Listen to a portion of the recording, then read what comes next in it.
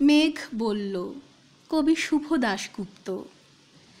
মেঘ বলল, যাবি?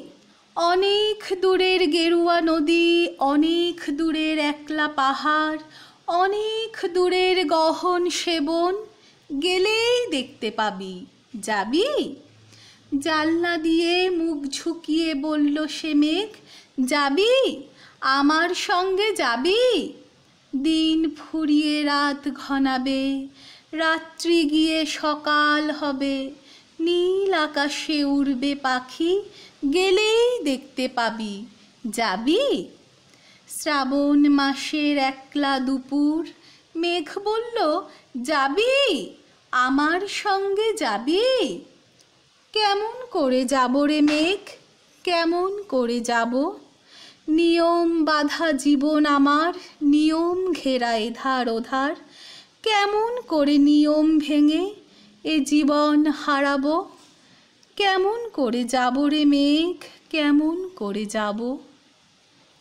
মেঘ বলল, দূরের মাঠে বৃষ্টি হয়ে ঝরব, সবুজ পাতায় পাতায় ভালোবাসা হয়ে ঝরব, শান্ত নদীর বুকে আনব জলোচ্ছ্বাসের প্রেম, ইচ্ছে মতন বৃষ্টি হয়ে ভাঙব, ভেঙে পড়ব।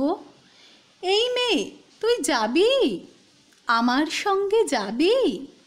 যাব না মেঘ, পারবো না রে যেতে, আমার আছে কাজের বাঁধন, কাজেই থাকি মেতে।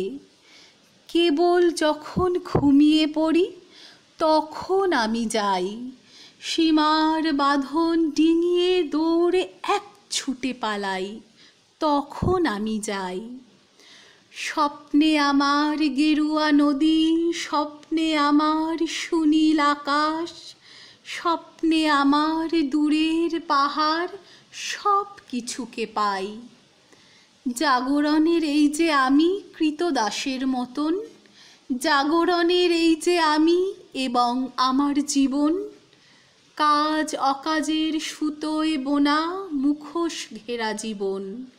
তবুরে মেঘ যাব, একদিন ঠিক তোরই সঙ্গে, শ্রাবণ হাওয়ায় নতুন রঙ্গে, যাব রে মেঘ যাব। সেদিন আমি শিমুল পলাশ ভিজব বলে যাব, পাগল হাওয়ায় উতল ধারায় আমায় খুঁজে পাব। যাব রে মেঘ যাব, যাব রে মেঘ যাব, যাব রে মেঘ যাব।